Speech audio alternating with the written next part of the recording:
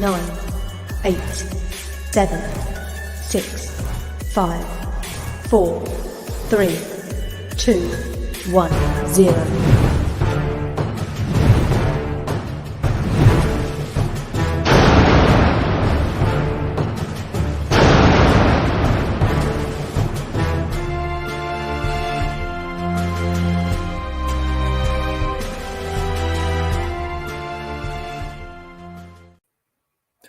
Hey, everybody in Buckland. This is Matt from OKC. Welcome to the Buck Wild Show here on Saturday night at 9 o'clock.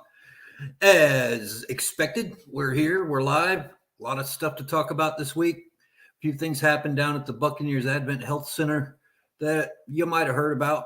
And if not, we'll fill you in on the situations and discuss whatever we need to talk about. And to help me with that, I got my sidekick number one, the Queen of Bling in her newly minted Vita Vea jersey. I'm jealous. Here she is, Miss Teresa Baxter. How you doing? My friend Jerome. I'm good. How are you? It's Saturday night. What do you mean there's been stuff going on in Tampa? What? I don't know. Somebody moved his office. It's just a big mess. I don't know. It's conspiracy theories abound. Oh, conspiracy theories. Oh, yeah, they're going yes. Wow. Guess who's in the middle of all that? Maybe a guy named Brady. What the hell? I was going to say, Mr. What's Brady. The Brady Bunch. Oh, it's crazy. In case you didn't recognize what we're talking about and you've been living under a rock for the last week, Bruce Arians has moved from the sidelines to the front office. And by his own words, he's got a title, but they don't know what that means. So that was kind of funny in his little press conference. He's happy he's got a. Yeah, it was interesting. The Bruce Arians left no stone unturned. He actually was very funny. He was very professional. He was seemed like coming from the heart, being Bruce. And then he sat down and said, but wait a minute, and came back up, and he told the press to kiss him in the butt on the other side of the bay. From Tampa to St. Petersburg to the Times. He was really, he made sure he pointed that particular guy out, Florio, for all his kind words through the time that he'd been there. So that was kind of cool. What's basically happened is Todd Bowles has taken over as the head coach. It's not an interim position. It's a straight up head coach job. He got a 5-year contract. Bruce Arians is staying in the building, but he's not going to be on the sidelines. He obviously won't be directly involved with the day-to-day goings on with the team like he had been in the past. He's going to have other assignments, probably work with the scout team to some degree, I'd imagine. And then he did say that he would still be around to cuss out the players when they did stupid stuff. So he did say he would be around. Yes, he did. And he still got his damn golf cart, so you never know.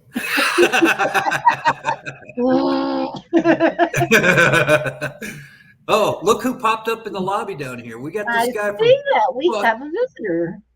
Buck AF, the one and only Rick Hughes. Look at that. Hey, how you guys doing? We're doing it on a Saturday night. I am good. I am pooped. I'm worn out. But you know what? It's been an interesting week, hasn't it? Oh my gosh. It was something else. I got a little bit of maybe a different take on this than maybe you do, Matt. And I'll be quick. I'll get into it, on my dime, not on yours.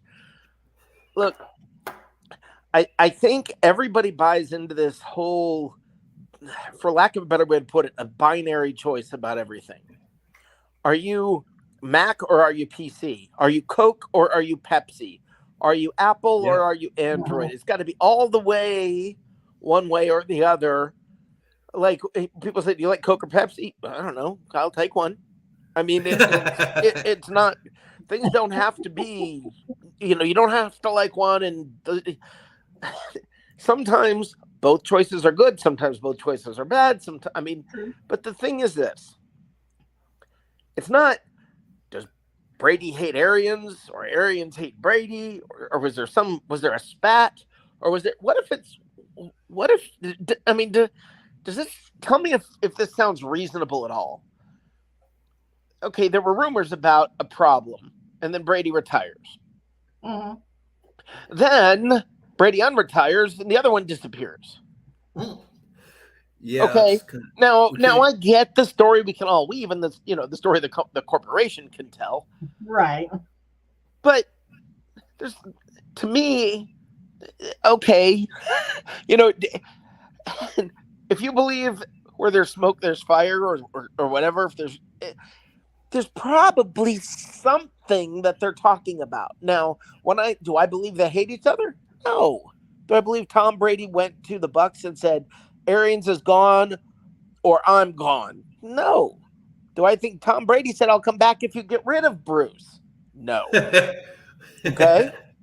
I think something probably was more along the lines of, hey, Tom, we've been in negotiations with Houston. We've about Deshaun Watson. We're looking at other quarterback options. Tom, is there any chance you're coming back? And Tom says, I'm 45. I can't throw that many passes. I can't lead the league in passing attempts. I can't do this. There's some things the things we need to do differently. And they said, well, let me check with coach. They go to coach and say, Tom wants to do this. And if we do this, Tom will come back. Maybe coach goes, I'm a no risk it, no biscuit kind of guy, but I don't want to put the franchise in that position. So I tell you what, I'm going to step away. There's no fight. There's no battle. There's no anything that went on. They were a little bit different philosophies. So that explains the smoke, but there's no real fight. There's nothing like that. There's no disrespect. Tom Brady paid wonderful respect to Bruce Arians. I think Bruce Arians is the kind of guy who would do something like what we're talking about, who would say, yeah, I was probably going to go next year anyway. How about I'll just get out of here now? Well, what gets me is nobody's looking at the fact the man is 69 years old. He's been doing football for most of his adult life, if not all of his adult life. I'm sure all of it, yeah. Yeah, and that's not much older than me, okay? And I'm tired, and I don't even So I can see where he and his wife would like to retire, get out of all of this, maybe go on a vacation. Hey, there's an idea. I get it. And Tom may have also said, you know what? I'm an all-in kind of guy. The grind. We've heard Tom Brady specifically talk about his love for the grind. Right. Bruce Arians is not in a position right now. He'll tell you, this is not a secret. He was not a grind kind of coach. He left it up to Todd Bowles, Byron Leftwich. Uh-huh. He wasn't a grind kind of guy. And maybe Tom Brady wanted a grind kind of guy. It doesn't mean he doesn't like Bruce Arians or respect him or anything, but maybe he wants a partner in the grind, going through the grind kind of a thing. And, it doesn't have to be they hate each other or they just love each other.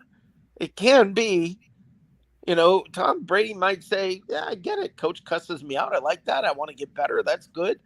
But I got certain demands if I'm going to play. And Coach Arians can say, I was getting out of here anyway. I am kind of tired. Why don't you just take it? I mean, there are lots of options other than the two we're being presented with.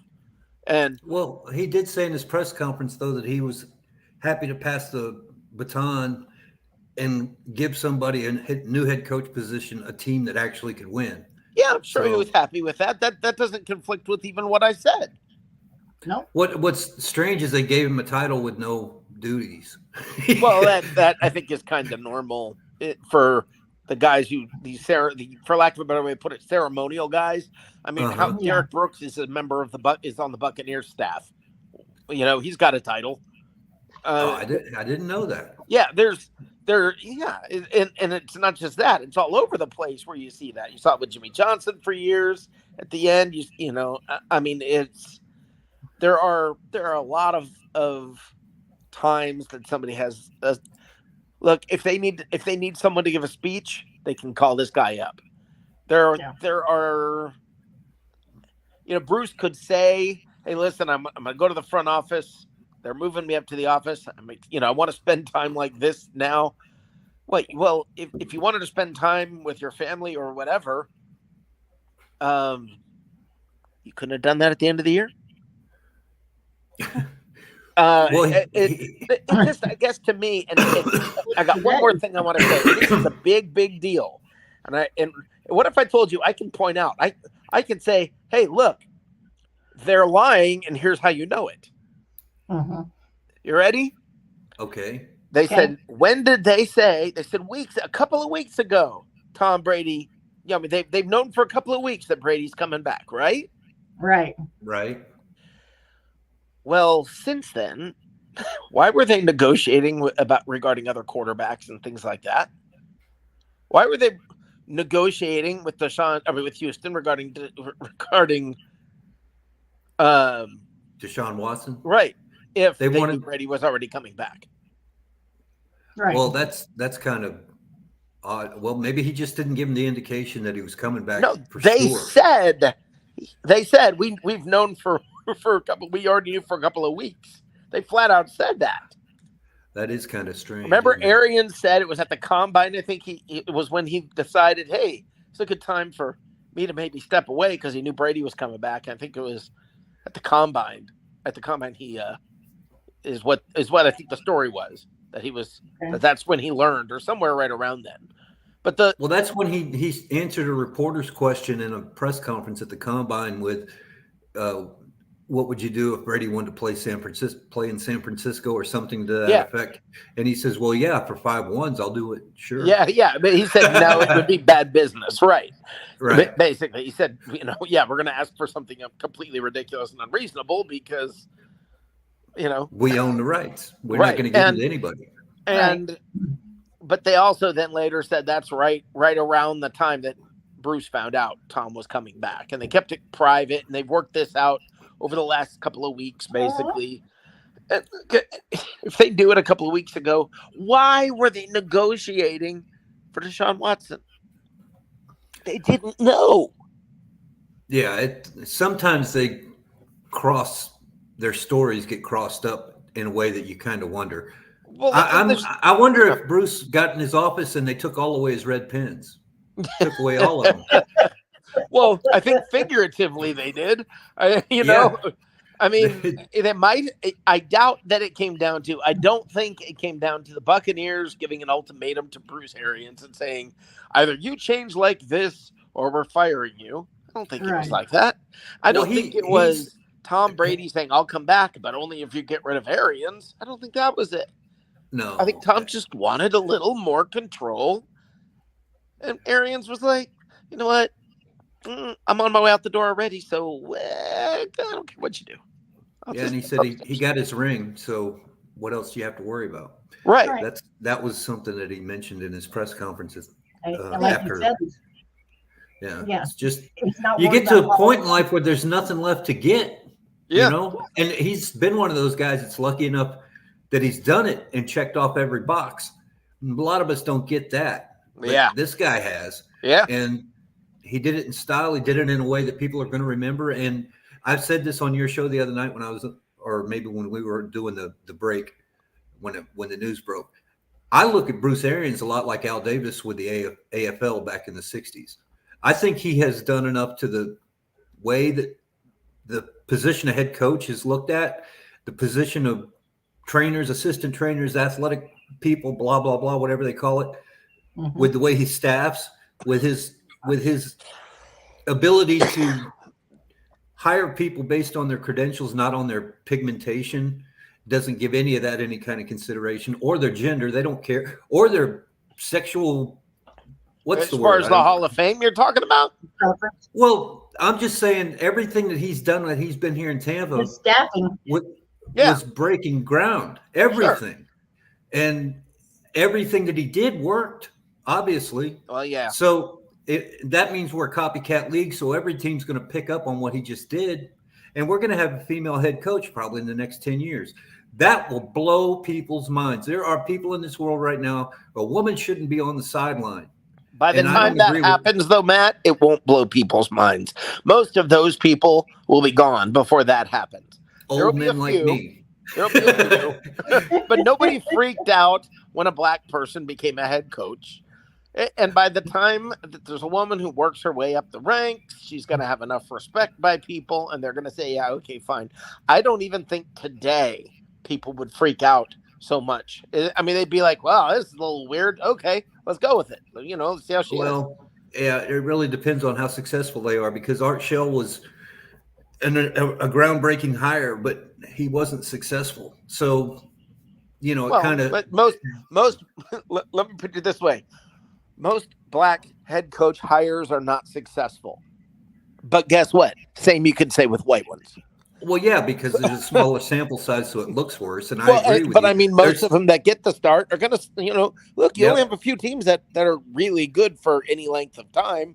The rest of them end up sucking. Yep. And they have to go through the growing pains and stuff. Yeah. You know what? With Bruce, I don't think he looks at things as a groundbreaker or black and white. I think he likes a little bit of that. Hey, look at me, I'm the cool guy. Well, yeah, I mean, he did this way back in college when he was the first white guy to room with a black guy, right? Yeah, which happened to be Rondé and Tiki Barber's dad. Yeah, right. At that time, era, that was weird, just absolutely unheard of. You didn't do that. They were still having issues with NBA games being played below, you know, the Mason-Dixon line in some cities. The world wasn't the way that it is today. But he did. He looks for qualified people. Yep. And if the world would work like that all the way around, it'd be a much easier world to live in. Well, I think, and I think more it does more every day, but there's still a long way to go. And anybody who thinks it's going to get solved in our lifetime, you're going to be disappointed.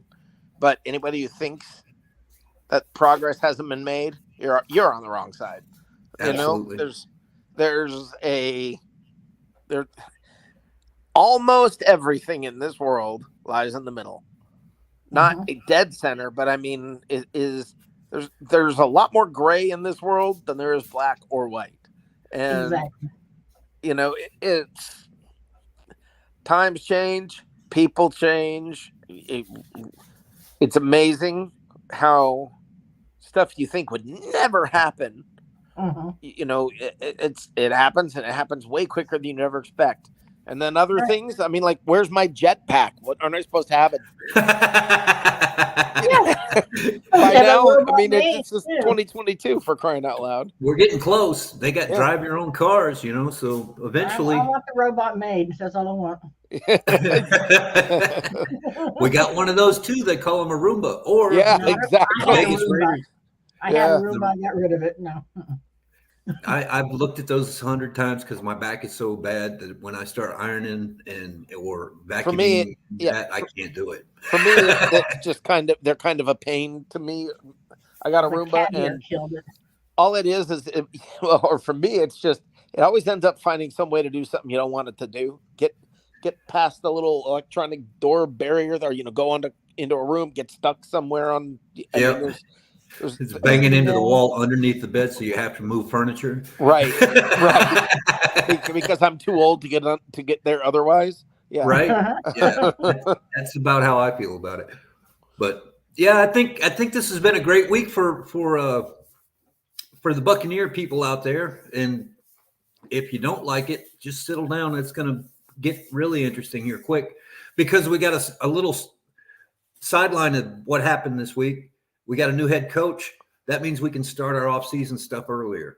Even though it's the same staff, pretty much, we got the opportunity to be treated like we got an interim coach and turned him into a head coach or something.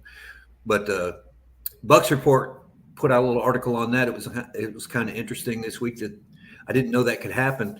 And the familiarity, this is what attracts me to this whole transaction.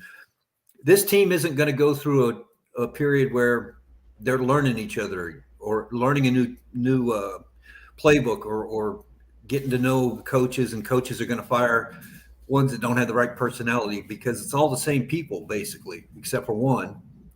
And the staff's going to pretty much stay the same, but be different. And I think what's going to be interesting to see if Todd Bowles,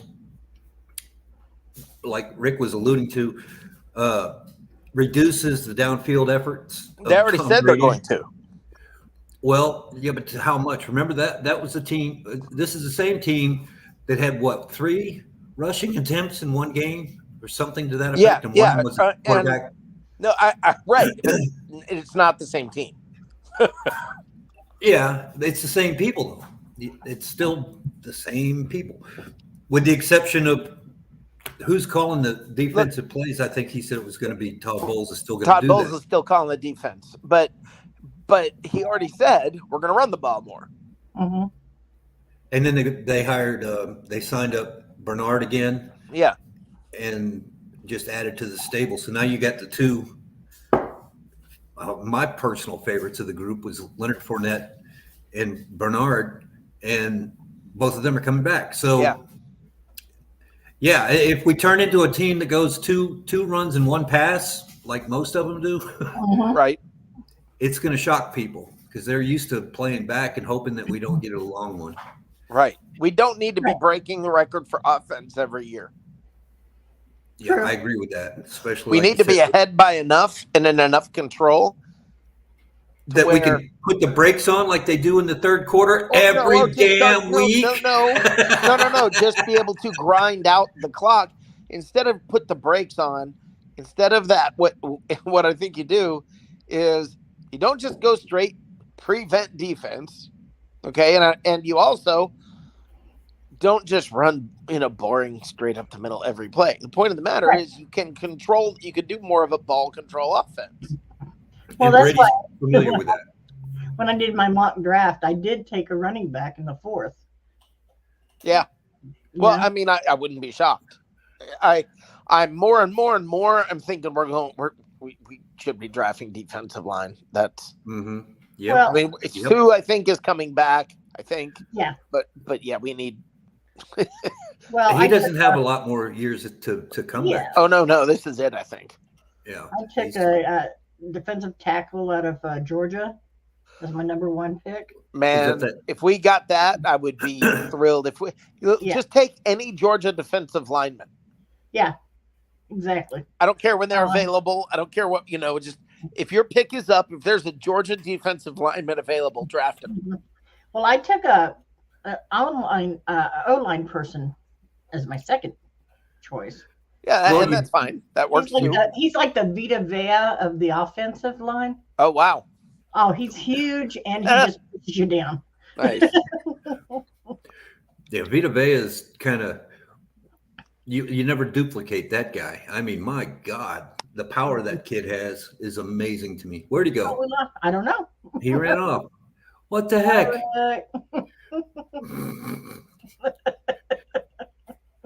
But getting back to what you were saying about the drafting situation, he came back. He lost his picture. He did lose his picture. Yeah, now he's just a bobbing head up there. He's got a Joe Anyman's icon. What happened? I had a train of thought going, and I lost it. It just completely went off the rails. I don't know what's going on. He did. Let me see if I can think about it. Really can. We lost him again. Ladies and gentlemen, this is live stuff. It isn't recorded. It isn't edited. This is how it happens. Just run with it. That's all I can say. Yeah, no doubt. Hey, guys, let me take this moment to tell you guys, okay, get your shares out there, get your likes out there. You can even hit the love button. We don't mind. And, just tell your folks, get onto this show that, we're crazy. If they want nothing else than that. We do try. And I think a lot of, there he is again with his picture. With the picture. Holy cow. Wow. Is your producer clapping you in the back of the head saying, get off of there. This is not your time. Man. Yeah. So where did we leave you, Rick? I don't even know. My tech just went, but I don't know what just happened. Well, okay. So we were talking about draft picks. Teresa was. And I agree with you. I think the smart thing to do would be build from the line out, and that's where we really are going to need the most help, because eventually we're going to need more edge rushers very soon. Eventually we're going to need more defensive tackles very soon. And the offensive line, with its thing that it did this year, we don't want to be in a position where Ali Marpet retiring just completely screws up everything and you don't have an answer. Well, so we need to. But in all fairness, Ali Marpet retired and it didn't screw everything up. No, but it makes them do things that they weren't going to do. Well, they weren't going to go to New England. I mean, we all want players just as good in that are behind the players that are number ones, but there are number twos. Yeah. I mean, we got 2 positions refilled with the stuff that we had and the contacts that Brady has. Brady got the guy from New England down here. He just called him up and said, "Look, I need you to be in front of me. How does this work?" And he basically said, "Sure, go ahead. Anytime to get away from all the snow, I'm in great shape." And it's kind of like when Leonard Fournette went up there to around the Great Lakes and decided, Tampa's not so bad. So, but I think if we draft right this year, we're going to be building out of the trenches like they did a couple of years ago when they got Marpet and when they got Kappa, and they did all of that. They're going to have to replay that script and start from there. But the good news is we got very good players in position right now. So that's going to be easy to fix, as opposed to how it was when Lovey was here, when he just fired everybody. You remember he came in and sent everybody out. Yeah, we don't want any of you. Well, that's because they played it. We had been drafting. This is what I'd been trying to say about Jason Light, and a lot of people, I don't think, were understanding, I still don't think they are. When we drafted, or when Jason Light came aboard, he drafted for a particular offensive. Sorry, bad timing there. He drafted for a particular offensive and defensive scheme. Yeah. Exactly. Okay. And then they switched it. Right. So he gets these people in, then the next coach comes in, and these guys aren't right for their style of offense or defense, so they get rid of them. So now you're drafting other people, and then you bring in another head coach. I mean, it's. Well, we're not going through that now. We got the same. Well, that's the beautiful part of this. That I think gets looked past. We had a coach that we got 2 years ago that we said maybe we can get him for 2 or 3 years. You're right. Yeah. I mean, and after every year, people have said, "Oh, I think he's going to retire."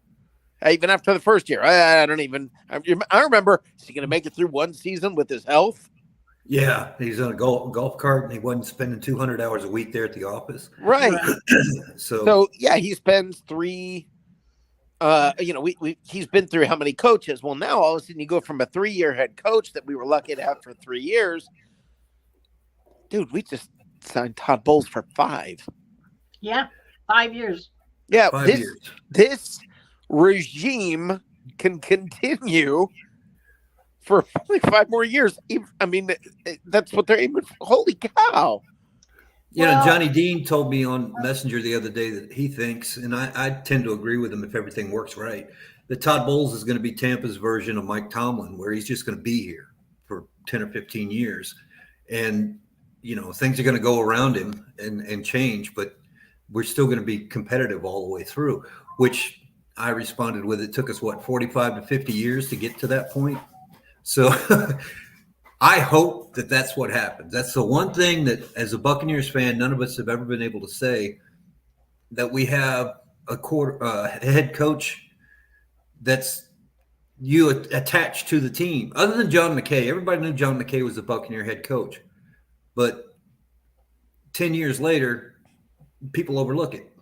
And we've had so many different head coaches, so many different ways to go, that we could never get good, because we're always, just as you explained, we're always making the fits to the new guy. Well, I have a question. You mean the Bucs never had a head coach that was attached to the team in. Maybe I don't understand because. Well, when you said Buccaneers, Dungy had been an assistant coach in Tampa previously. Gruden was a water boy, for crying out. Grew up with the team, had that all of that history. Worked at the Hooters from the stadium. Blah blah blah. I mean, there have been coaches that have come in to coach that had a Buccaneer pedigree. But this is the first head coach we ever gave a second contract to.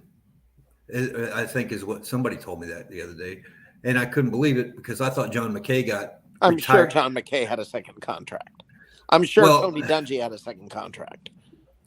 That's not the one I'm talking about. Retired as the head coach. That's what I'm trying to say. Oh. That was the context of the conversation, and that I thought McKay retired as the head coach. He did, and he didn't. Somebody said he got fired. So well, okay, was it? But then you retire. I see what you're saying. Yeah, but how often does that ever happen? That somebody just they're on top of their. Can anybody name who's the last head coach that went out on top? Powers? No, anybody's.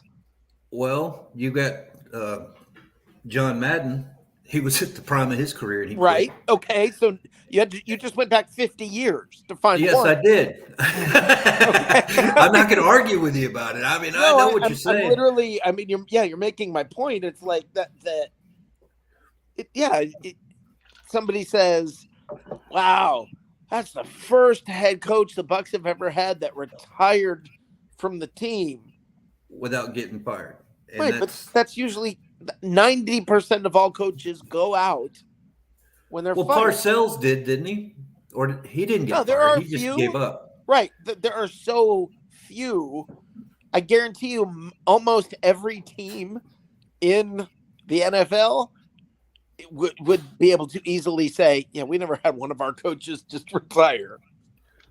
I don't know. That one's something I'd like to look up. Maybe you could have your stat guy look that up. He's pretty good. They probably got fired and then retired.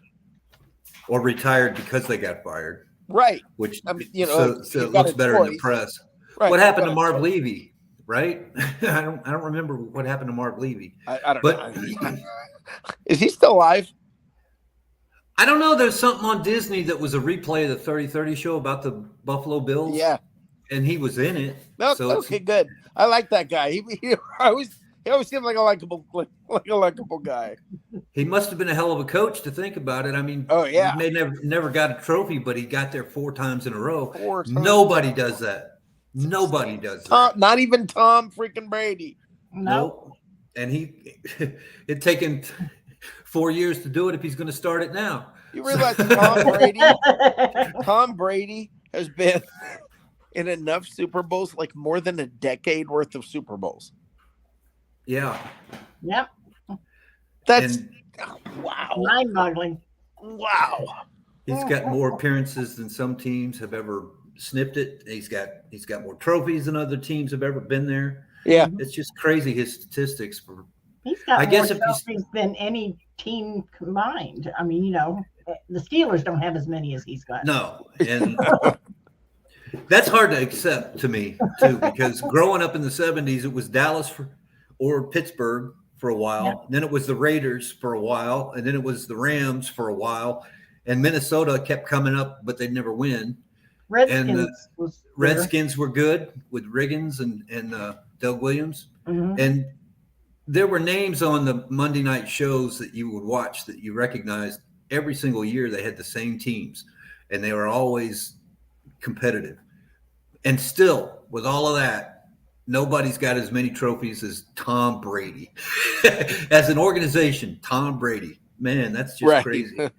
Well, just that crazy. Which is funny. It's funny how you word it, but every other one of them was with New England. There was just one that's different. Right. But that's the one we worry about, though. That's the one I like. The other ones, I didn't care for him. I didn't like Tom Brady. I respected his game, and I knew that he was a winner and all of that crap, but it was I don't want that kind of guy until he got here. Now we all want that guy. Well, yeah, now you look at him and you're like, wow, is there any better example of a guy. And I don't know if you've seen what the Boston media has been writing about him. They're not happy. No, but I have to laugh because they sound exactly like all the media about him, about Brady and all that. All the media outside of Boston before he left New England. Now he leaves New England. Now look at Boston media. They're the ones saying all the stuff, and everybody else seems to be okay with them now. And there was a story in the something this past week to 2 weeks that Robert Kraft expects that we're going to get back to the playoffs, and he said it in such a way that the headline was Belichick's on thin ice. I cannot imagine that Bill Belichick is going to get fired. Oh, he said you mean where he said, yeah, he is tired of not being in the playoffs for so many years in a row, and right, yeah, and he expects that to change. That put Belichick on a hot seat. I can't imagine that Belichick would go from being Midas, the golden touch, to a guy that's in the same level with Raheem Morris, where he's just, we're gonna kick your ass out and you can go be an assistant somewhere else. Part of me looks at it like this. I work for an organization where one of the top salespeople got written up recently. Right? They're one of the top guys. They're getting written up. That doesn't happen much. Well, sure it does. It's a write-up. It's irrelevant. The guy's never going to get fired or punished or anything that'll take him off because he's one of the best salesmen. Right. That's always it matters. I've lived in that environment. Right. Well, that's how businesses stay open. So, all right. I mean, I get that. I mean, but to me, I guess, look,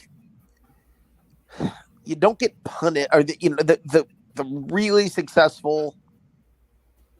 God, I lost my train of thought. I hate that. I told you I'm tired. I'm not even drinking. You're tired. We got Slick here waiting to get in, and he's way ahead of you. Oh, let him do his thing. Guys, I'm going to run. All right, Rick. Well, it's nice having you on here, guy. Yep. I enjoyed the conversation. Right, yeah, you guys have a good one. Thanks for letting me vent. Oh, yeah. No problem. No problem. You have a good night. Bye-bye. Bye. We replace one guy that knows everything with another guy who knows most everything. So what's up with you? I don't know anything. I know a lot about what I know about, but I don't know a lot. Yeah. That's my philosophy. What did you think about this week? You know what? I think when it boils down to the whole, did Brady do this and did Coach Arians step away? There's so many things that are a factor in play. It's not just a case of Tom Brady comes back and everything gets set in motion. Well, it kind of does, because Tom Brady comes back, it changes the demographic. Because if you look at what Bruce Arians saying, and I'm not saying what anyone's saying is right, because everyone's going to say what they want to say. Bruce Arians is never going to make out that he was forced out. Tom Brady's never going to make out that he forced a coach out. That will come out in the future if it does come out. But right now, everyone's going to say what's best for them. Yeah. So the way I look at it is, Bruce Arians has come out and said, well, I want to leave Todd Bowles in. I don't want to leave him with a terrible team, which is fair enough, because we saw what he did with the Jets. It wasn't great. They had a great defense. They had a good defense. And a lot of people, if you watched any Jets football, would agree that their defense was solid. They just can't win. They couldn't maintain those players. That's what happened. They couldn't keep the roster full enough. And exactly, it's hard. Bucs Report has a pretty good article, quick read, but a pretty good article on his situation in the Jets and how that had manifested to where he is today. And one of the things that gets overlooked is his first year there, they were playoff bound, and every year after that, progressively they got worse because they were losing players and they didn't make the right kind of contracts, and players were going other places because they couldn't get paid. And in this week, we found out that you can take the same team from last year, pretty much re-sign most of them, and you're just getting the same head coach, except that he's moved over from the defensive coordinator position. It's still the same cast of characters with the exception of Arians. And so no major change. The Buccaneers are going to be a different kind of experience for any head coach because they're willing. This team, regardless of what the fan base likes to say about the Glazers need to sell the team or whatever, think about what's happened since they came in. When their dad bought this team, we were a suck buck. That's all we were. All the way through from 79 to whenever it was that they came in here, we did doodly squat. They came in here and at least they threw some money at it and then tried to do what was necessary. And I think what happened when Dad died, when Malcolm passed away, the two kids that were running the team with him really didn't know diddly poo about American football. So they were faking it until they could make it. And then they got this Bruce Arians guy to come in because of the collaboration with Jason Light. Their best hire, in my opinion, in the last 10 years was Jason Light, because he's managed to build this team 3 times for head coach Lovie Smith, for Dirk Cutter, and now for Bruce Arians. And it's going to be handed off to Todd Bowles in a very, very high caliber roster that isn't going to get whittled away, because all the ones that signed this year, for the most part, that are big names, took a 3-year deal. So they're locked in for a few years. And that gives us time to go through the drafting process that we were talking about earlier. And I saw that you put something up about offensive tackle and offensive guard. All of that stuff is going to be addressed, though, because we don't need a quarterback. We don't have to put Kyle Trask out there. We got Tom Brady. And they're not going to bring back Blaine Gabbert, apparently, because they signed Ryan Griffin this week. So I think that little part of the equation is put to bed and ready to work. The rest of it, Jason Light and the scouting crew, and if Bruce Arians gets in the middle of the scouting crew, that's going to be even more fun. They're going to find these little jewels, and they've got the staff to do it. They got the administration who's willing to help and do things to help build the team so that they become a dynasty. And they've got the personnel in place right now that we all agree is probably the best coaching staff we've had here in Tampa for well over a decade. Yeah, for sure. So we're looking at high tide, green grass and high tides forever, as they say. Yeah. And I think that's a good situation. We have never been like this in the past. Dungy had a good team. They cut him loose and they gave the team to Gruden. But Gruden lived off of Dungy's work, and Dungy lived off of Sam Weich's work. People forget that. Sam Weich is the one who started the Buccaneers in the 2000s.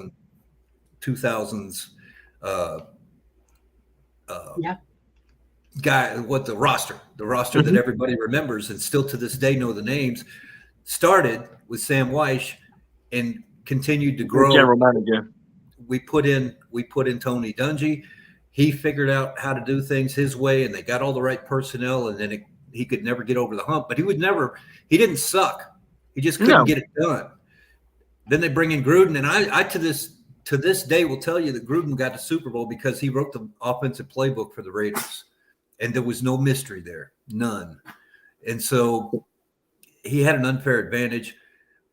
The sad thing is that he believed in himself to be so good that he couldn't build the team. He let it fall apart. And that's how we ended up where we were with we had Raheem Morris, for God's sakes. Who the hell is that? That's who we had as a head coach with the Youngry Bucs. What the hell does that mean? And it took us forever to fix all that. But we're in a better position today. And I think that's what I'm going with. I do believe a part of what BA is saying about leaving a better team, because had it been Kyle Trask this year, he'd probably think, well, if I hold the reins a little bit, steady the ship a bit more, and we figure out we get at least Todd, when he does inherit the team, he's got a call. But if it is going to be Kyle Trask, for the sake of argument, and Brady never came back, at least he's got a year under his belt, a bumpy year on Bruce Arians' name, not on Todd Bowles' name. So when he does hand over, and they potentially hand over to Todd Bowles has a quarterback with a year's worth of actual starting experience. And then he looks at it and goes, hang on, Tom Brady's come back. He's resigned. You know what? I could just go off into the sunset, because we're already hearing that we've all heard the Red Pen story, yeah? Everyone's heard the Red Pen story, right? You've heard it all the way across the pond. That's funny. Oh, yeah, for sure. And if we're honest, it probably does ring true to a degree, because Bruce Arians has always said it's family first, family first. And I think he's got to the point in his career where he's like, well, I can be like the attitude of the team, because he's very attitude. He's an attitude guy. You know, that Right. even me as a coach, I kind of model a little bit of my fire on the practice field after Bruce Arians. Like, I feel like me personally, if I had to describe myself as a coach, is a mixture of BA and Coach Dungy. The caring guy that has a bit of juice in him is the best way to describe it. But with him saying that, I want him to inherit a good team, I think that does ring true, because I think he does care about his people. He tries to put everyone in the best situation he can, and I generally do believe that's part of it. Do I think the Tom Brady thing's also true? I do believe there's a little bit in it too. I do believe that Tom Brady maybe had a sit down with the Glazers and said, you know what, I'll come back, but this red pen thing, me and Byron were on fire. We had great game plans, and this guy just, Bruce Arians would come in and just go, nope. I'm a 7-time Super Bowl champion, and they're like, you know what, you're right. You know what, let's roll with it. Let's roll with this. And Bruce Arians wants to be more hands off, then this is it, and that's what he's got. He gets to be a bit even more hands off than he probably might have wanted. I don't really know. It gives Byron Leftwich a great opportunity to really kind of work on the game plan with Tom Brady and learn something from Tom, and Tom learn from him. Same with Clyde Christensen. And then Todd Bowles gets to just say, you know what, you guys run that offense, I'll just run this defense, and I'll be, the unspoken truth of this team. And that's generally what I think, Sam. I think it's 50-50. I don't think it's all just like Tom Brady's pointing and going, get rid of that guy or I won't sign. I honestly generally think he might even consider re-signing another year. I think Brady's going to be here probably this year and next. I agree. I don't. 3-year deals. There's got to be a reason for it, man. You don't sign it. Yeah. They'd all sign 1-year deals if that was the case. Yeah, Dude just sent me something with some breaking news here. Yeah, I got that. That's something. Hold on a second.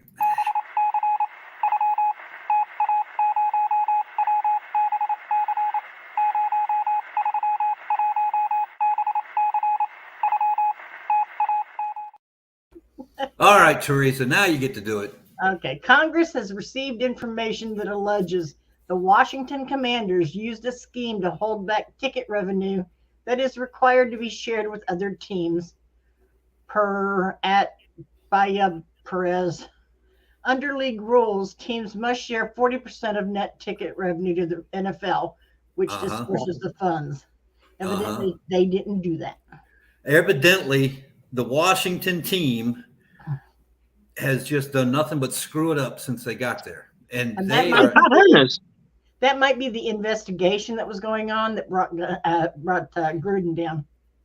Gruden's not the only guy in the NFL that ever wrote a sarcastic email. If they were looking for that, they found Gruden. That just gave them food for thought. They gave him a reason to fire Gruden. I believe that John Gruden could get his attorneys involved and they could bring down the damn league. I just about think. And now everything that comes out of Washington, even their team name, sucks. I mean, It's just everything is wrong, and they do everything crooked. Sexcapades with the cheerleaders. I read about this nonsense and then that nonsense. It needs to be just taken really goofy. away. It's a really goofy way to run your team.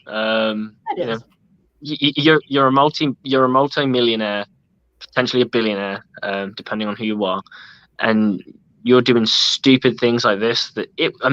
Nothing. And we're in an age now where everything is captured either digitally or in some way. So it's much harder to get with dodgy stuff than maybe back in the 90s. In the 90s, you probably could have done what they did and got away with it. Maybe other teams did. I don't know. No, they got Minnesota Vikings back in Randy Moss's day for taking out boats on the Great Lakes with the cheerleaders and prostitutes and all that other stuff. That cost the coach a head coaching job, and he's never head coached again. And I can't remember what the guy's name was, Mike Trask or something like that.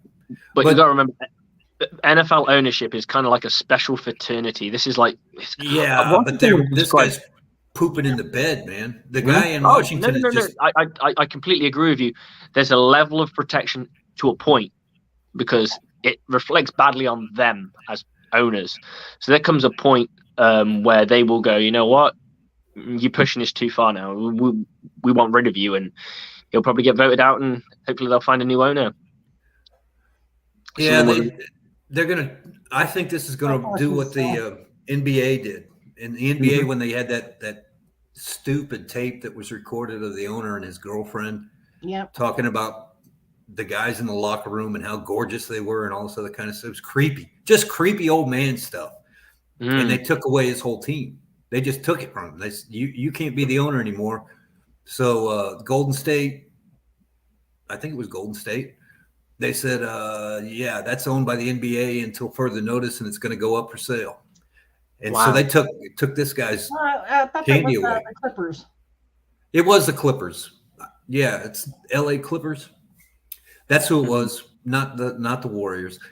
But the point is, there are things the league can do under the shield that could fix this whole thing. And it would bury this kid, the guy up in Washington, flat out put him under the ground, because he'll owe money to more people than Deshaun Watson. I guarantee it. He's going to be writing checks till he runs out of ink. It's just crazy. For sure. But it goes back to the beginning of this with the Gruden situation. Gruden is an ass. He's a punk. He's a macho man. He's got little man disease. He's got all the problems in the world. Yeah. I got you. And they picked him because it was the name that they could actually pull out of the hat that people recognized. It wasn't some assistant coach and water boy that were doing this. It was the head coach. But he was kind of crushing it on it. Monday, is it Monday Night Football? He was pretty good on Monday Night Football. So people kind of thought he had an eye for talent. He was the highest paid employee of ESPN when he was on the Monday Night Football team. Well, yeah, he was still getting money from the Bucs for what, 4 years? Yeah, but he was getting the highest check that ESPN was putting out came to John Gruden. So anyway, what I'm getting at is he was not the only one that acts like that.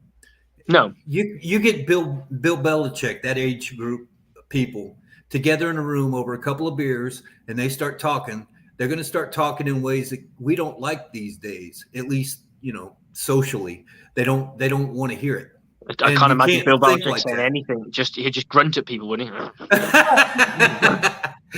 Yeah, you may have a point there, but it's just a certain mindset that the head coaches have, and it's something that's not going to be just because you fired one guy and ruined his life. It's not going to change the way these guys act. It's just going to make sure they don't put it in an email.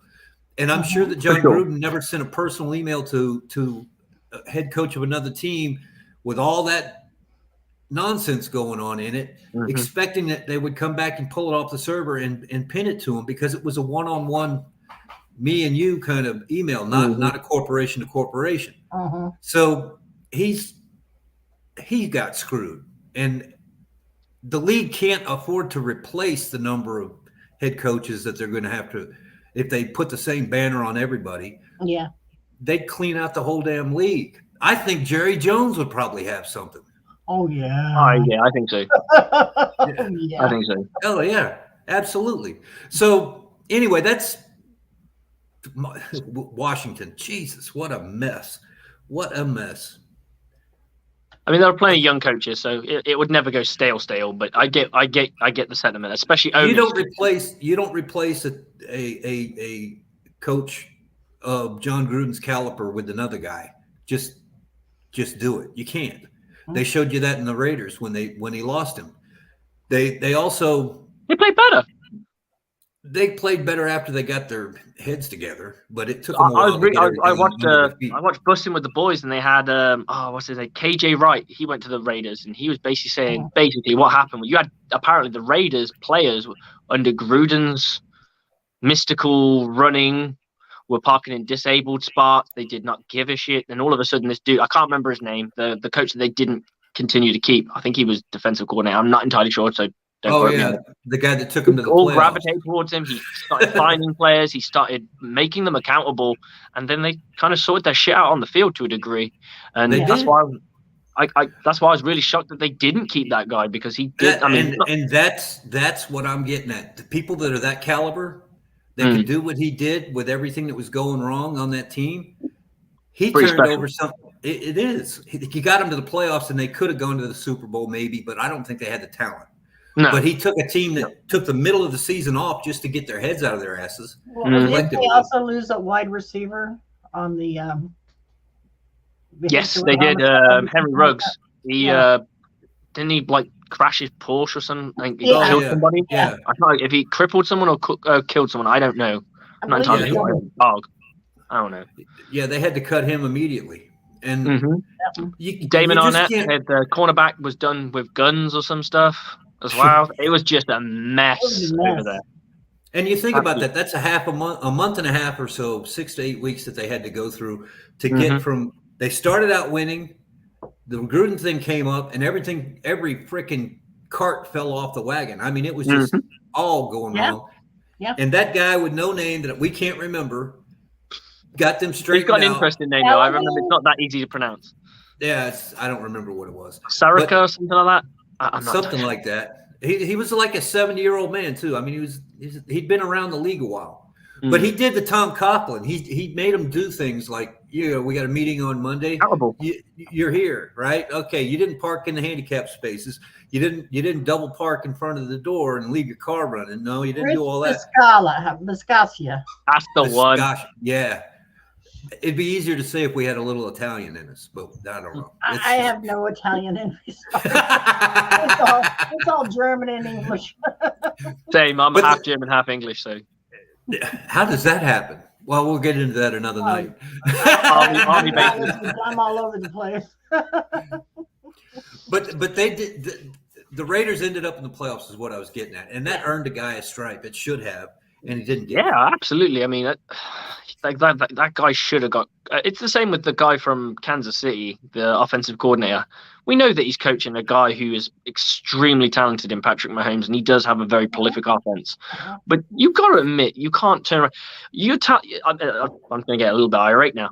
You're telling me that Josh McClown got a head coaching interview? He's never. Josh McClown has never coached officially. Okay, we know that he coaches people up because technically he's a journeyman quarterback and he sits back and holds iPads for quarterbacks. That's what he does. But that does not make you an actual coach. You're not working with them day to day. You're not coming up with game plans. You're not doing anything. He's probably been a part of it. But to turn around and give that guy, I thought it was just a slap in the face, especially with all the stuff with the Brian Flores stuff that was going around. I was like, if the Texans make that decision, it reverberates badly on the league. And I honestly think that's why he didn't get the job. And Todd Bowles should have gotten a position that he didn't. And Byron Leftwich didn't get an interview, really. Well, he didn't. Byron Leftwich, I think, I generally believe that he was going. I think he was in conversations with Bruce, and I think him and Bruce they're obviously real tight. And I think Bruce is smart enough to realize, make sure you get what you need, because in this league they will crush you. And you never get another chance. And he was like, I want, because apparently Byron named an executive that he wanted as GM, and they weren't keen to sign off on that. And that was supposedly the reason. And I think maybe that might have been the reason, because he was like, you know what? You're not going to make me inherit a terrible GM, because I don't like the way this guy picks. I don't like the way this guy breaks down talent, because maybe he'd heard stories that were going around in Jacksonville. He's very well clued into Jacksonville. He's a Jacksonville mini legend, so to speak. So surely he would have heard stuff, and he's there going, I don't know if I trust that guy. Like, is he going to put me in the best position to win games? Is he going to allow me to pick, or allow me to have the owner that was there when he was there? So yeah, that's still the same misrun organization in Jacksonville that it has been for years and years and years, and it never improves. It's really strange, because the Buccaneers, with their problems with the Glazers, at least they were progressing forward in little bites. The big thing when they changed to the alarm clock jerseys, that was because one of the brothers said yes. And it was the dumbest thing you could possibly do. It was just ridiculous. And then they kind of grew on me after a while, but look at I'll be honest, I look back and go, it's modern. It's modern. That's the way. Sometimes I look at some of the jerseys, not ours, but I look at like say Green Bay's. I look at the Colts. I look at the Raiders, and I go, "It's so basic. God, they're like 1960s still or 1950s still." Because and I think let's move it on. But it's fine. I don't have a problem with it. The Bears don't go mussing up their damn. Their then again, I look at Seattle and go, no.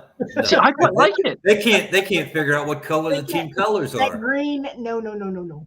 Yeah, and it's all cool over in that part of the country because they're way. You got to try something new. You got to try something new here and there. And if it doesn't land, and let's face it, the alarm clocks did not land. You just move on from it. They got them because they glowed in the dark. If you took a snapshot of them, I got one. I got one. Mine has the reflective ones on it. I still got it. That was a big key selling point to the whole idea. It's a modern, ultra modern. Look at this. Tampa Bay are on the cusp of the edge of whatever. And the idea was it was a great idea, poor execution. Yeah, it's just bullshit. Leave it the way it was. Very college. That Rich Boccia guy. Mm-hmm. He was a special teams coach, and he used to be with the Bucs in the same position back in the Dungy years. Oh wow! Well, I tell you what, Dungy must have rubbed off on him then because he got it together, and then they gave him no carrot for it. They didn't give him a damn thing. And what's he doing now? He's nothing. I think he's looking for a job. Yeah. He's not out there at anything, and. Part of it has to do, and people are going to take this sideways, so just get mad already because I'm going to say it. The Rooney Rule is ridiculous, and that causes an awful lot of problems. It may not have happened in Vegas, but by hiring Todd Bowles the way we did, we qualified the Rooney Rule because we took the best man available, and by the way, he was a black guy, and they in-house. Well, it doesn't matter. No. I'm not disagreeing. I'm not disagreeing with that. I'm just saying, in my opinion, that's even better. You want to promote in-house. Yeah, and if you look at like Byron Leftwich, he went to Jaguars as a candidate that checks off the box of the qualifier of the Rooney Rule. You have to do that. And how many coaches are given the false pretense? Todd Bowles went to New York that they get an interview and they get a chance to sit down and go through the process because Marvin the Lewis says you have to do it. You have to Marvin do it. Lewis agreed with it. Who was the Detroit Lions coach? Oh, what's his name? The one with the silver mustache. I don't know. He'd have been the guy who drafted Matt Stafford. I think he was. He was an I think he was an offensive coordinator for the. I know what you're talking about. He's a bald-headed guy. Yeah. That's it. But he's agreed. He said that stuff went down similarly. Same with Marvin Lewis, who went to the Brown. Is it Brown? No, not Browns. He went to the Bengals, and then the Browns head coach, the one that was before the Kevin Stefanski, he also said some weird. He had a few false interviews. He felt those false interviews, and it is one of the ways. It's that check in the box thing. It's a bit sad that it still happens. It's sad that they have to make a rule that they have to dictate to somebody this has got to be done, and that. But see, that puts people in a bad situation because 70% of the players in the NFL are minorities, and some of those guys will never be a coach. And same with the white guys; they're just not coaching material. They're guys that go out there, they eat their greens, and they get big and fat, and they can play the game, and they do well for a few years.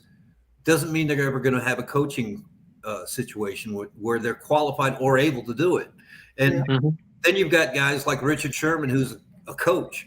He's just a coach because he loves the game, and he's done things well at a high enough level to where people will take and listen to what he has to say. He's not just blowing gas. He's got some real. I think I see Richard Sherman being a defensive coordinator in the future, and it's not far away. And I don't think he'd have a hard time becoming a head coach if everything was legal. But do you think he's going to waste a month in the off season flying from wherever he's living now, Tampa or LA or whatever, to go to an interview because he's got to be a statistic? Not only that, you've got to take into account of when they do the interview. They do the interviews during the postseason when some of these coaches like Todd Bowles, Byron Leftwich, they're busy. You can't be bothering them with how prepared would you be? Like, you're going for the biggest, and let's be honest, the pay rise from DC to OC to head coach is what? Minimum 50%? At minimum? We'll go a lot more. I'd say the highest paid defensive coordinator is probably on $2 million. You're looking at $6 million starting in an NFL franchise as a head coach. So you're being paid almost triple your salary, and you've got to prepare for a playoff game, because let's face it, the kind of guys who are going to get head coaching roles are guys who are doing well as offensive and defensive coordinators, who generally are in the playoffs or in the mix. So is it fair on them to say, right, I need you to go and come up with an offensive game plan or a defensive game plan against Jacksonville or whoever's in the playoff they're playing against? But you also need to go to the Texans and I've got to go to the Texans and do an interview. Like, you can't give them some kind of semblance of how you would structure a team if it were you. I mean, what is a head coach interview like? He's got to tell them, well, I would run the team this way. I would have this person as the defensive coordinator if everything was available. I would have this guy as an offense. My offensive scheme would be blah, blah, blah. My defensive scheme, I tend to be this way, that way, whatever. And I would have to have certain kind of people. My philosophies. Yeah. And you can't construct a tangible interview process when you're busy, like you just said, with worrying about if you're going to play the Dallas Cowboys this week. You got to worry about that. That's enough on your plate. Yeah, exactly. So you're just asking for problems. There was some arguing that the reason we sucked against LA was because Byron was too busy prepping for an interview. And I'm not saying it was or wasn't, but there's that kind of thought process comes in. Yeah, and you can't be able to interview during the postseason period. Well, there should be no interview. There should be a no tampering. If you are still active, if your team is still active in a playing situation, those coaches should be unavailable until they are either eliminated or until the season's ended, and that should be. I just don't like them interviewing during the postseason at all, because then you've got people that are out that have already interviewed. Maybe they've piqued somebody's interest. Yeah. I like your thought process. More fair. Yeah, because you'd have a coach potentially who just scraped out of the playoff, just missed the playoffs, say like the Colts or someone like that, and then he's getting potentially a chance to have a second interview, whereas a guy who could be interviewing doesn't get an opportunity because they go, oh, we really like this such and such guy from the Colts, let's go hire him, and then before it's too late. So maybe you probably, and the owners only have the owner's window of availability is about that big. Yeah. I mean, once you get to a certain point, everybody that's good gets taken. It's just the way they are. So they're all a bunch of sharks. Well, we have rules for free agency. So when we need rules for free agency and coaching. Well, and it starts on a set date. Boom. Well, the thing is, the league on the one side wants to profit and stay busy for as many weeks as possible. That's why we added an extra week to the regular season and all of the other junk. And then at the other side, they want to be equitable and give everybody a fair opportunity. That's why we have rules and processes in place for the hiring of head coaches and staffing and all that other kind of stuff. So that we can get a guy hired. And how the NFL does it. A guy that gets hired in the Super Bowl week has 3 months or so, and then he's got to start a team. Right. And if it's a new head coach, he gets 2 weeks earlier than that, and they're off and running. They got to start going and doing their thing. You don't have time to think about it. And like you were saying, if you're in the playoffs and you get there late into the playoffs, you go to the Super Bowl, win or lose, you've eaten up all of February. March and April are coming, and you haven't got your people in a row. You can't bring in assistant coaches. You can't bring in coordinators. You can't bring any of that stuff because there's just no time. I mean, but the way it's going, I mean, we're looking at probably 18 games once we get teams in Germany and where. Yeah, that was the reason. That was one of the reasons we went to Germany and stuff like that. So they had that spare game. It's still going to keep pushing that back. At some point in time, the Super Bowl is going to be in March. Yeah, and they're going to, like the NBA, you're going to have season 1 and then season 2. And it's going to take up the same amount of time to get through the championships. And when you do that, your calendar's only 12 months. You got 365 days. That's all you got. If you stretch them into 9 months of football and then 3 months of off season, you got to get a combine in there. You got to get a drafting scenario in there. You got to get all of that junk. And then you got to bring them out and say, oh, well, let's introduce you to the coaching staff. Oh, never mind. Just get out there and play football. What the hell can you do? You can't really work with them. It would be funny, though, during free agency to see all the phones blowing up. Yeah. Well, that would be what's happening. And you look at Lovie Smith, for instance, when he came here, he had spent the whole offseason in his basement putting together the perfect staff, putting together the proper coordinators, all the assistant coaches, and all of this stuff. So he came to Tampa with a Rolodex full of names. They were all going to show up, and we're painting names on the curbside for the coaches' slots in the parking lot. And then the offensive coordinator gets a heart attack or something. I forget what it was, but he damn near died. And he didn't have anybody to replace him. And he didn't have time to replace him. And he didn't have the time to do the background. And that screwed everything up for Lovie Smith. If he was ever going to be good, we never knew, because they had to bring in Dirk Cutter all of a sudden. Who is he? Oh, I don't know. His name I pulled out of a hat. That wasn't the way it was supposed to go. Right. That's what happened. And you have no time to fix it, because that's the way it works. That guy that took his number one offensive coordinator position, the guy that was below him on the list took a job somewhere else. And the guy that below him took a job somewhere else. And the guy below him. So now you're going from the number one or number two position to the 10th, 11th, 12th position, because that's the only guys that are left. Right. You're going to have a quality situation at that point. And that was part of the issue with Lovie. His admiration for Josh McCown. Oh my God. Yeah. He thought Josh McCown was all that. Oh my Lord, that was terrible. I still prefer the NFL way of doing things, because I'm a big rugby fan, and over here you can get guys that are they're telling people that players are leaving now. So there's like Bob Smith is going to leave said team this year, at the end of this year. He's still got 5 games to play, and he's going to go and play, and potentially going to play against his new team. That can happen. That happens quite often. Wow. So I'm a Worcester Warriors fan. We're a Premiership rugby team, which is the highest you can be in, I suppose, in rugby in this country. And we could have a player, Bob Smith, and he's going to go to the Newcastle Falcons, and we're going to play the Newcastle Falcons next week, and he's captain for us. That's going to happen. Imagine you're turning up and you're going, right, you're playing the Patriots. And he's like, oh, in 4 weeks' time, Tom Brady's yours. He can play against him. It's insane.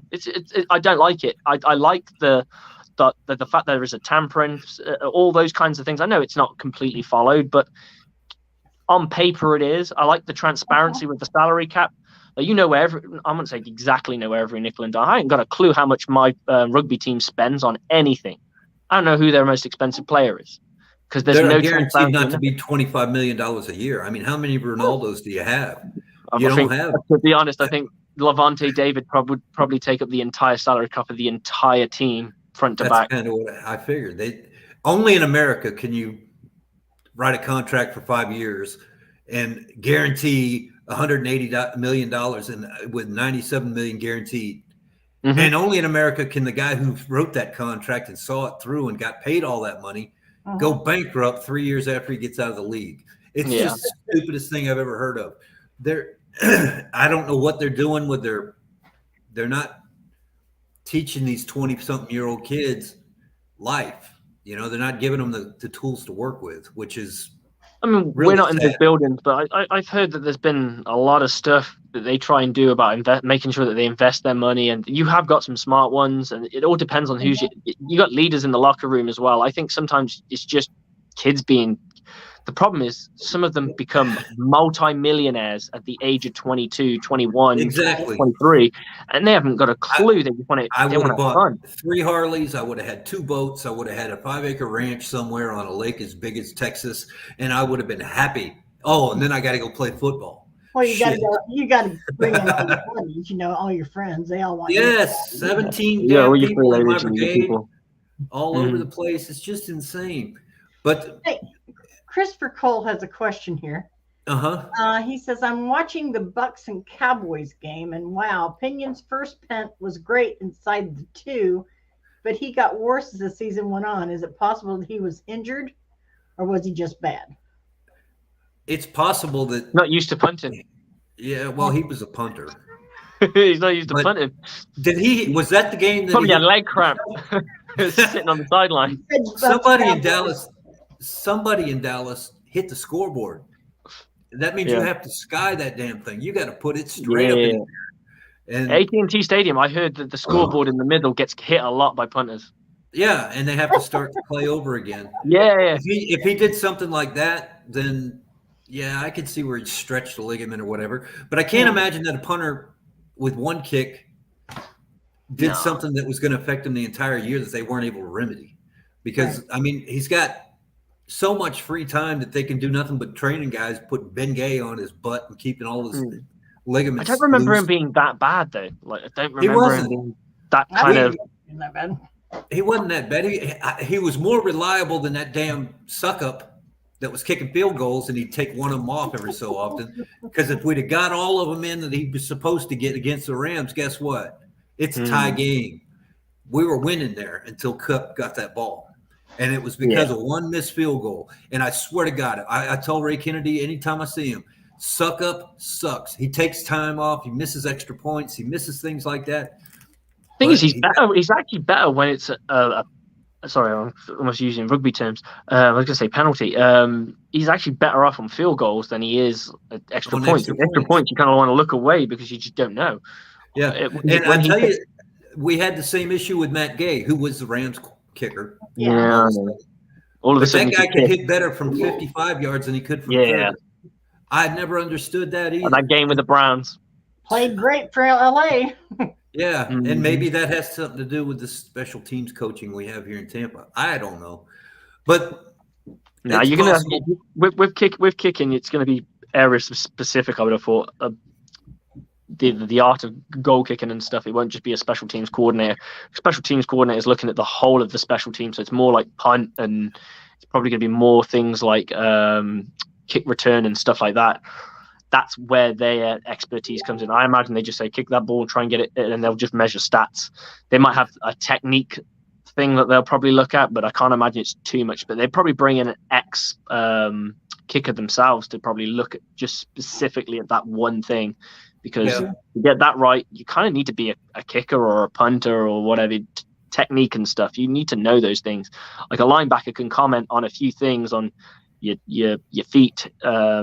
If you're playing defense, you can comment on your feet, your back pedal, your hip, the fluidness of your hips and stuff like that. But if you've never played the position, you can't really talk about it. And with a position such as punting and kicking, I think you kind of need to do it to really know it, because it's a really specific skill set.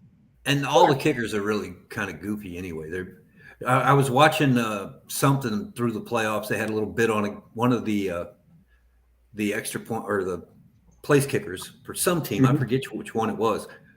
Cuts the cleat off on the toe, ground it down, and puts shoe goo on it so it's slick. So when he's kicking, he doesn't hang the turf. But that means when he's running after the kick off, he's got no traction. So it's weird, but. The stupid things that these guys come up with that work brilliantly, but we would never think of, because I'm like, I could kick the shit out of a ball if I didn't have to worry about it hooking up in the dirt.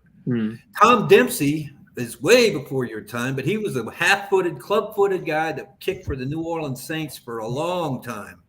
He had the record for the longest field goal in the NFL, 64 yards or something, back in the early 70s, because he had a steel cap on his foot. They put a steel plate in the front of his shoe where his club foot hit it. And he was a straight-on kicker. They don't get any distance, but that guy could kick the snot out of a ball. And it would go, and he was dependable, reliable. And they had him there for years and years and years.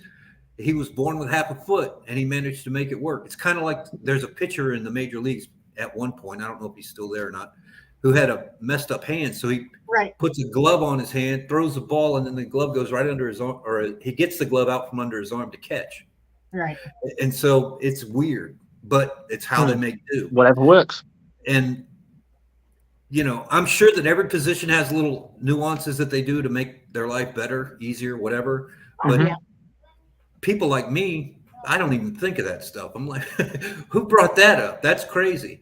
But it's brilliant what he was doing, because it really did make a shovel on the front of his shoe. And it wasn't illegal because he was kicking with the top of his foot, but he never had a problem with hooking the turf, which is usually what they do when they try to kick real hard, that they throw their leg out. Well, look here, kids, boys and girls, and our people from Ireland or England or wherever the hell you're at. It's time for us to call it a day. We have been at this now for almost an hour and a half. I've got a cat hanging on my leg, literally hanging, little claws dug into my leg. I'm going to need some kind of sutures before the night's through. And I'm tired of it. So I don't want to have to abuse him in front of everybody on YouTube and Facebook. But I appreciate everybody that stopped in. Christopher Cole, you've been popping things in all night. We got Slick here. Anytime you want to come on, you just come on. We'll talk. No worries, man. We'll do it anytime. And same with you guys. We need more comments. We need more topics. Bring it on. We'll always put the link out there at least once during the hour. Yeah, Rick Hughes showed up this week, kind of put us behind on getting the link out there. But we got some quality conversation all the way around this evening. Did. It was great. So we look forward to having all of y'all again next week. Maybe I'm going to go go ahead. Some more news. Hey, what might happen next? You never know. Maybe the Glazers are going to sell the team to somebody in Washington. No, I think they're happy with the team. I predict we get Sue back, and they start seriously conversations with the Honey Badger. I was going to say exactly the same thing. Yeah, that would be cool. Yeah. I think there's a connection somewhere about the Honey Badger. I don't. His stepdaughter's engaged to the Honey Badger. Is that right? Yeah. Well, there you go. Some nepotism. We'll go with that. Gotta get that Tampa discount in. There you go. All right, guys. So everybody out there in Buccaneer land, we'll see you again next week at the same Buck time, same Buck channel here at 9:00 on Saturday. For me and Teresa Baxter and the guy named Slick, I hope y'all have a good night. We're going to cut it off right about now. There it is. Boom.